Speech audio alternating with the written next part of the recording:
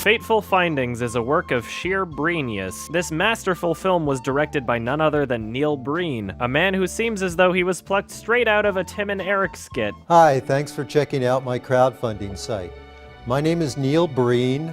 I'm a filmmaker. It's a sci-fi, a science fiction drama. Twisted, dirty, dark, edgy. It is not a midnight movie. It's a legitimate, mainstream, full-length feature film. I shit you not, this man is the next big thing and so bad that it's good filmmaking. Quite honestly, the biggest reason I'm reviewing this film is because not enough people know about him. Not a single one of his films has even broke 500 ratings on IMDb. And that's not okay, America. For shame. For shame, America. So sometime last year, someone tweeted me suggesting I add Fateful Findings to my watch list. And I did. When I finally got around to watching it, it was one of the most magical film experiences of my entire life. There was a point in the film where I was laughing so hard that my roommate from downstairs had to come up to my room to see what the fuck was so funny. I think this scene kind of speaks for itself. I'm gonna shoot this damn car out full of holes! No, no, no!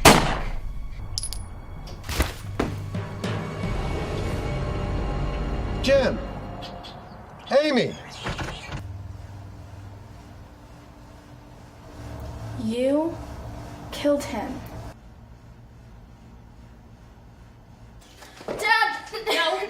Allie! Dad! Don't go in there! Neil Breen, aka God, has been making films since 2005, and thankfully he is just starting to get a bit of attention. Red Letter Media covered his first film Double Down in their Best of the Worst series, so as soon as I saw their video I was like, holy shit! He made the same movie twice! Dead Wife? Magic Rock? An unnecessary amount of old laptops? Hacking? It was at this point that I had realized there was something very special here, so I promptly bought every single one of his films. They showed up exactly how you see them now. Cracked jewel case, but hey, at least it's Breen autographed. Also, in the spirit of his own movies, the actual process of purchasing his films is needlessly convoluted and difficult to understand. If you want to purchase Fateful Findings, you just buy it on his website. But if you want to purchase Double Down or I Am Here now, you have to click the link to purchase Fateful Findings, but then add special instructions to the seller to specify which movie you actually want to buy. And nowhere on the website does it say this. I literally would not have known how to purchase 2 out of 3 of your films if I didn't happen to see this post on the Fateful Findings Facebook page. So Neil Breen, if you're watching this, could you maybe update your website so that people who want to buy your movies can understand how to buy your movies? Or is the actual process of buying your movies just a metaphor? Now, I'd already seen Fateful Findings, so I could attest to the fact that it's a perfect movie to watch with drunk friends. So naturally, I invited some people over for a viewing in the hopes that I could record some genuine reactions. What I didn't realize, however, is that we would stay up all night watching all 3 of his films. And I gotta say, this trilogy is quite the holy trinity. A delicious 3 Breen salad, if you will. So before we get into Fateful Findings, let me give you a quick rundown of his first 2 films, starting with Double Down. So first of all, if you haven't seen Red Letter Media's breakdown of this film, you probably should. Watching everyone lose their shit while Rich Evans desperately tries to explain the plot is probably the best thing you could watch to set your expectations for this masterpiece. This movie is absolute fucking nonsense. I would say a good 25% of the movie is literally just stock footage, and the rest of the movie is just the same scenes happening over and over again. It's seriously as though he filmed several takes for each shot, then later edited his movie together only to find out he had 25 minutes of usable footage, and then just decided, hey, what about those other takes that I didn't use? We could just use those and then I'll have a feature-length film. It seriously feels as though that is a likely possibility. I swear to God, he runs up that mountain like 30 fucking times. Neil Breen, you've done it again! Neil Breen! Oh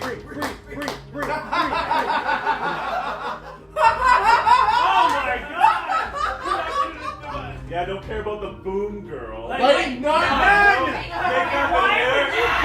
Why would you credit something that nobody did? Location, Neil Why would you credit something that nobody did? 4 years later, and Neil Breen releases his second feature film titled I Am Here. Now, this film was the last one we watched that night, so there weren't that many people left, but that didn't stop it from being mind-blowingly hilarious. I'm so happy we're watching this.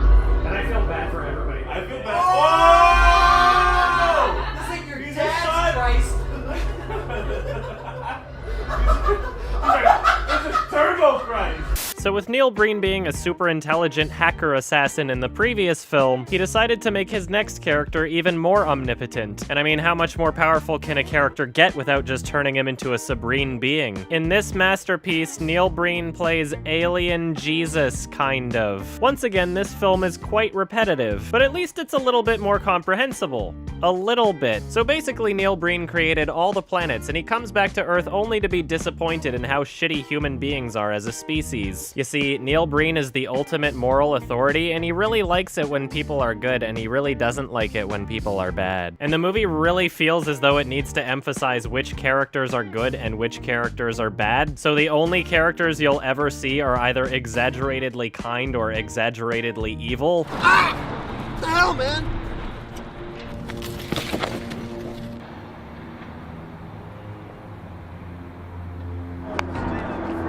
That's just not right.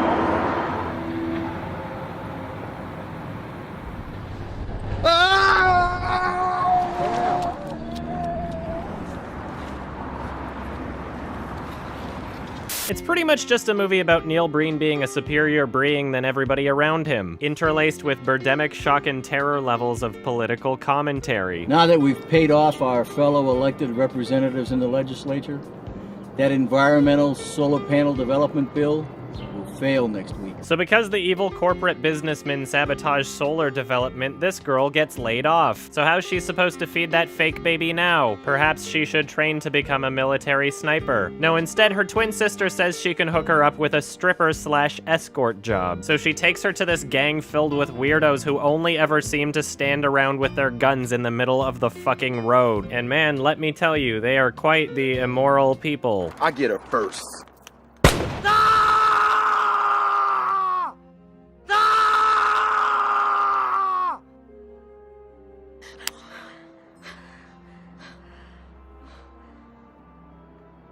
So later, the wheelchair man sees that the fake baby dropped something. Man, if that isn't a good deed, I don't know what is. Neil Breen, why don't you work your alien techno-Jesus magic? Oh!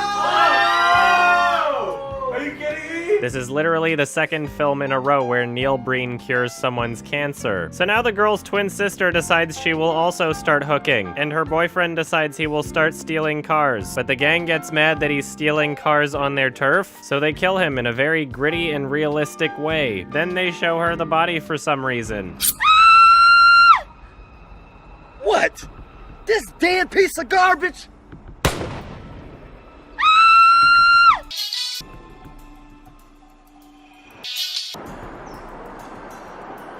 So now the gang finds out that there's an undercover cop amongst them. So naturally they give him the most epic beatdown ever captured on film.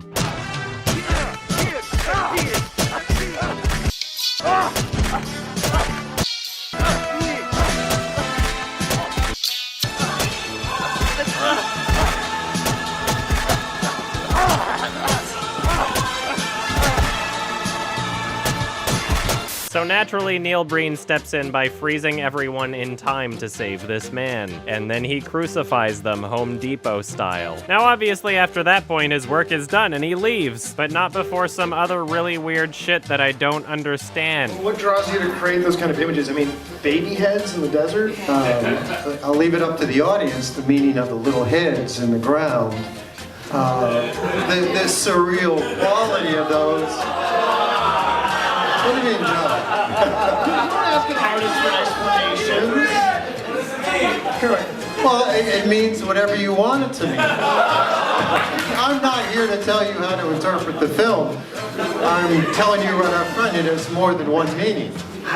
Give us a second one. Well, thanks for stopping by, Neil Breen. You were too good for this planet. Stop music courtesy by stopmusic.net. Stopmusic.fucking net. Fuck you. And last but not least, we have the masterpiece known as Fateful Findings, starring Neil Breen. In this film, he tones down the narcissism just a tad and plays an actual human being instead of an alien super Jesus. Although he still has superpowers bestowed on him from a magical rock, and he does spend the whole movie being morally superior to everyone around him. He's pretty much the only character that's not a scumbag or drug addict. So the movie starts out with more free play music, yay!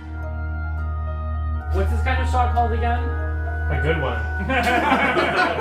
We then see a storage locker and a big-ass book that I guess someone's just sprinkling glitter over top of. We then see two kids running through a field, and they then walk past what appears to be a repurposed prop from Double Down. That's important later. Tell us it's a scary movie. Again. They then find a mushroom that turns into a treasure. A treasure? So now the girl's moving away and they have their final goodbyes as awkwardly as possible. Es ist eine kleine, wurzellose, internationale Clique, die die Völker gegeneinander hetzt. Do they find two kids who have never waved before and then have a dog keep them out? Still going. So this kid grows up to be Neil Breen, and we see a shot of him talking on the phone with his wife. And by that I mean he's not saying anything at all, but the way they filmed her makes it seem as though that's what's supposed to be happening. Oh, fuck! So he got hurt pretty bad, and now he's in a room that's supposed to look like a hospital. This is definitely someone's house. Oh, you've never been to a carpeted hospital? I have those lines. Luxurious. I have those lines. Yeah, that's right, check his pulse. If only you had some sort of a machine that could do that for you. So everybody else leaves, but luckily he's had the magic rock in his hand this whole time. You know, on second thought, I'm not really all that sure that Neil Breen's actually playing a human in this one, because apparently he doesn't need needles and he just absorbs shit through his fucking skin. Also, apparently they feel as though it's necessary to filter the oxygen through his bandages. You take off the mask, will you die? It would be extremely painful. Yes! Oh, set up and delivery.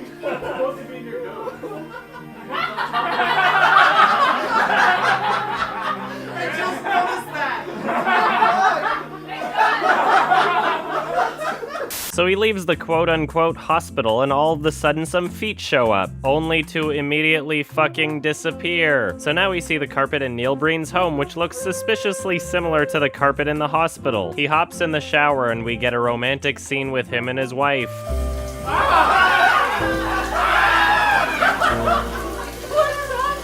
You know, the blood in this movie actually looks a lot better than in most movies. Congratulations, Neil Breen. You did it. Good job. I can't believe it. I'm proud of you. Now he's in his office, and pretty much any time he's here, you can expect there will be some sort of violence against his laptops. Now we're at his friend's house, and the carpet looks suspiciously similar to the other carpets in every other scene. And the blinds look suspiciously similar to the blinds in every other scene. What were the, but if you don't mind talking about budget-wise, ballpark, what were some of the Budget producers, low-budget indie producers like myself should never talk about budgets. Oh, that's fine. Budgets are really irrelevant. My immediate comment back to someone like you is, you know, I'm not going to tell you what the budget is. You tell me, and you don't have to tell me, but I mean in your own head, you tell me what you think the budget was. You tell me what you think budgetarily it took to create and make that film look the way it looks. Back at home, Neil Breen asks his wife to get him his pills. Where are my pills? Thank you. I don't need these.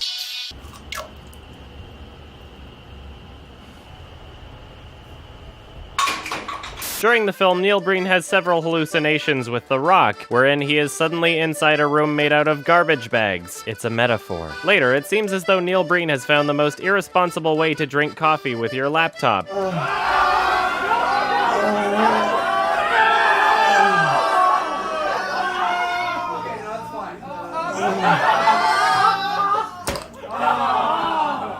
Need coffee.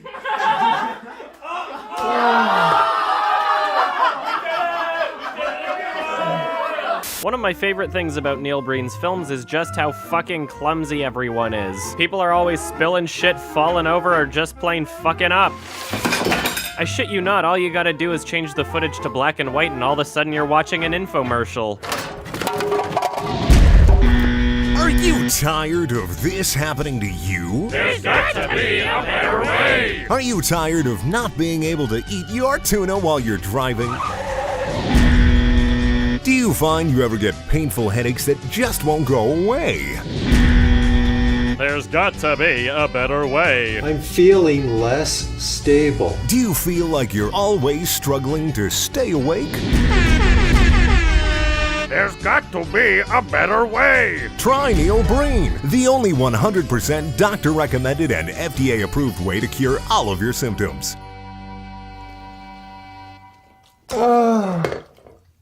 So now he's having dinner with his friends and the porno-quality acting becomes more apparent than ever. I'm hungry.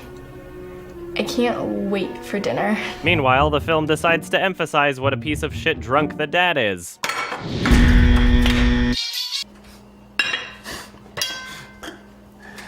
Can I have some wine, please? Wow, you're like not even gonna clean that up. So one of the subplots to this film is that Neil Breen is hacking the government to expose secrets. And I guess he didn't really know how he was gonna plant those seeds for the audience. Fuck it, he'll just say it out loud to himself. I'm going to continue hacking into these government systems to see what I can find out about all this national and international corruption I know is going on. So apparently Neil Breen's wife is a pill junkie and she's been stealing his medication right out of the toilet. Neil Breen says, let's talk, but then the scene ends and cuts to him on his laptop. Also, apparently the last 4 keys he hit were with his mind.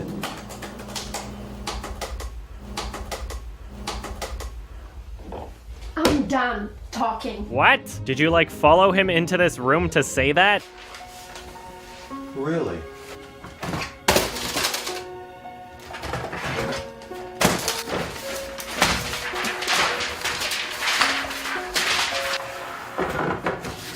Okay, so it's pretty obvious he scavenged Craigslist for broken laptops at some point, and I guess after acquiring them, he decided he was going to get as much use out of them as possible. There are so many goddamn scenes that revolve around him abusing his laptops. I have to assume that this is the only reason the conversation moved to the office. Fast forward to a bit later, and they're already bickering at each other again. There is another girl.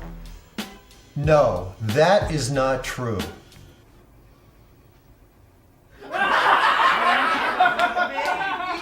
So now we're having a barbecue by the pool. I should mention that this is the same pool from I Am Here. Now, it's during this scene where piece of shit drunk dad manages to pull this party trick. More importantly, this is where the quote-unquote plot starts going somewhere, kind of. So this girl gets a call on her cell phone, and I guess her ringtone is just 2 keypad beeps.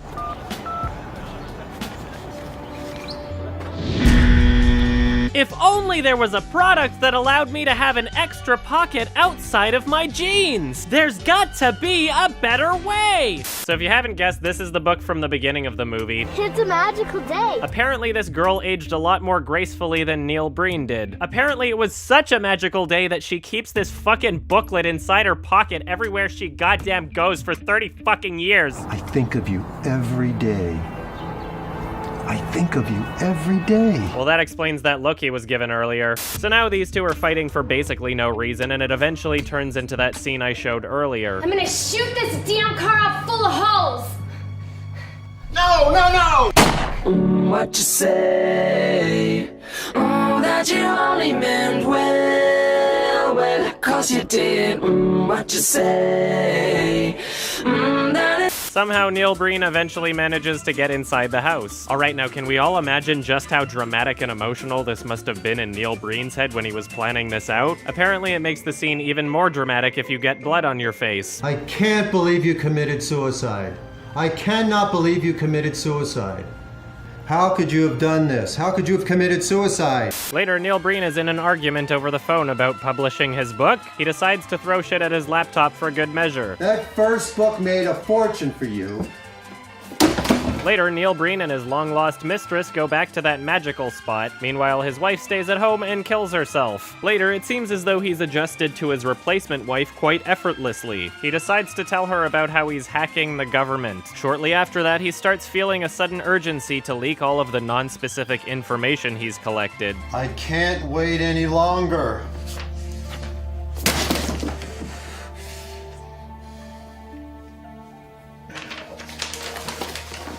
I'm not ready for this! But apparently somebody already knows what he's doing, and now they're kidnapping his replacement wife. That guy! Unabomber. Oh, from his super secret hacking. Hey, it's 90 minutes in when they have an antagonist. Great. I know.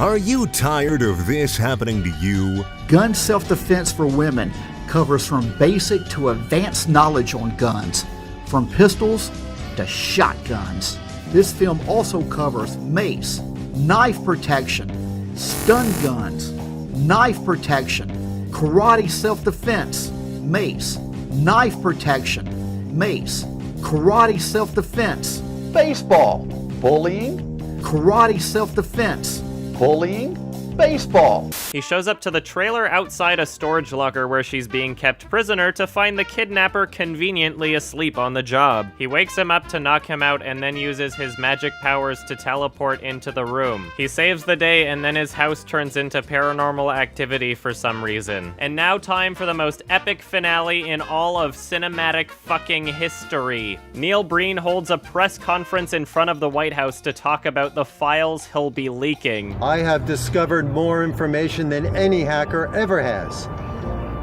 Ever. What I have found will shock you. And in response, we see a compilation of corrupt politicians and CEOs killing themselves. I'm afraid of going to prison. They now know my crimes. Don't do it!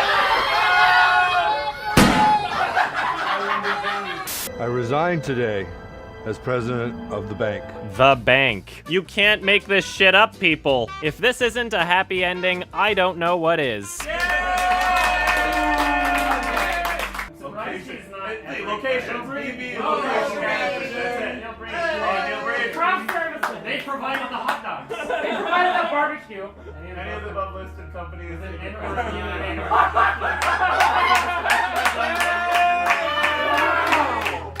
made the hot dogs the whole time. Oh, what a twist! So in conclusion, all of you need to start watching these movies right fucking now. Fateful Findings was easily my favorite, with Double Down at a close second, but each of these films are special and entertaining in their own unique way. Now, if I truly wanted to dissect these films and mention every single thing I see, this video would be hours long. I mean, there was a lot of shit that I didn't even mention. Partially because I want there to be plenty of observations that other YouTube reviewers can pick up. Guys, his movies are so fucking comedically exploitable, you have no idea. The other reason why I left out so much is because I want everybody to experience these movies firsthand. There are so many common elements in each of his films that it's a shame no one's made a drinking game yet. Actually, you know what? I'm gonna make one right now. I'm calling it Bringo. Bringo! Now, it's up to you whether or not you want to make an actual bingo board out of it or just drink anytime one of these things happens. But here's everything from his films I noticed that I feel would be appropriate to include. Someone dropping something. Skull or skeleton.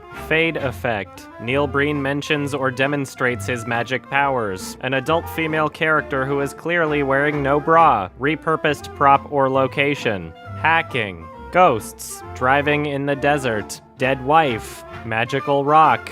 Laser pointer. Stock footage. Characters shifting between old and young in the same scene. A topless woman laying face down. Ripped clothes. A shot of clothes hitting the floor or ground. Neil Breen talking to himself. Corporate businessman. Shot of someone's feet. Swimming pool. Blood on Neil Breen's face. Shirtless Neil Breen. Someone disappears through basic editing tricks. Violence against laptops. So if you watch the whole trilogy and take a sip of beer every time you see one of those things, you will die. die. But hey, at least you had fun, so fuck it. In all seriousness, Neil Breen clearly has a passion for what he's doing, and I want to see more of it. So everybody help him out and support the artist by purchasing one of his films. I mean, if you can figure out how to, that is. And just when you thought news couldn't get any better, he's got another film to be released this year. I am not of this earth.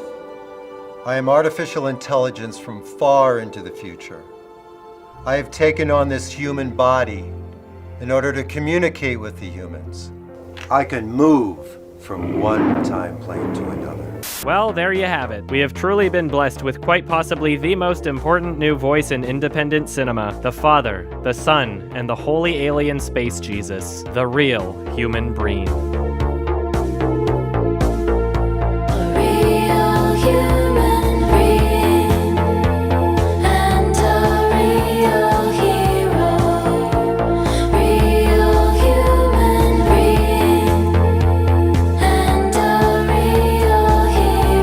Hey guys, this probably looks very different, and that's because I'm in Mark's office right now. Anyway, very special thanks to Bren Daniel, who agreed to do some very short notice voice acting for that infomercial segment. I had already recorded it with my own voice, but I don't have the suave, Markiplier-esque voice that he does. So go check out his channel, there's a link in the description. There's a video where he read the entire script to a B movie, and I know that that's a spicy meme right now. Also, very fucking important, crazy shit. We're getting our first t-shirts. I'm gonna have t-shirts now. It's been, what, like 10 years on YouTube total, including all my channels. As of June 20th, literally on the website for 10 years. I've had this film review channel since 2010, and this will be the very first YMS merchandise ever, and I can't believe it's taken so long. But part of the reason why it has taken up until this point is because I kind of wanted all the stars to align before signing on to something or making a kind of commitment like that. I know that there are websites like Teespring and Spreadshirt, but I wouldn't really have a level of communication with them since they're offering this service to so many people. I don't really know what the quality of their shirts are like. However, I have a friend that literally started his t-shirt company this year, and I decided to go through him because I've seen his shirts in person. I know he doesn't use cheap shit, and he actually uses good materials to print the shirts. And this way, at least, I'm able to have a level of communication with the person who's selling the shirts too. So it's a win-win for everybody. The design is actually made by a good friend as well. You can check out her website. There'll be a link in the description. The reason why I'm not wearing one of these shirts right now is because they're literally 2 days away from being complete and printed. But I figured I would advertise them in this video anyway because, I mean, why the fuck not? I'll show the t-shirt in a next video or something so you can see it for yourselves. But here's the design. If this looks like something that you would want to wear on your face, go for it, do it, eat it up, sell out, I'm selling out, guys, everybody, I'm done, I'm selling out, it's over. What happened, YMS? I thought you were against everything that involved making any kind of money. That's what I remember. Seriously though, it's great that I'm doing this through a friend and not some random people I don't know. He was actually in this video that you just watched. He was one of the voices in that room full of people that I blessed with Neil Breen's Holy Trinity. He was the gayest sounding voice in the room, so that way you know for a fucking fact that those are good quality clothes.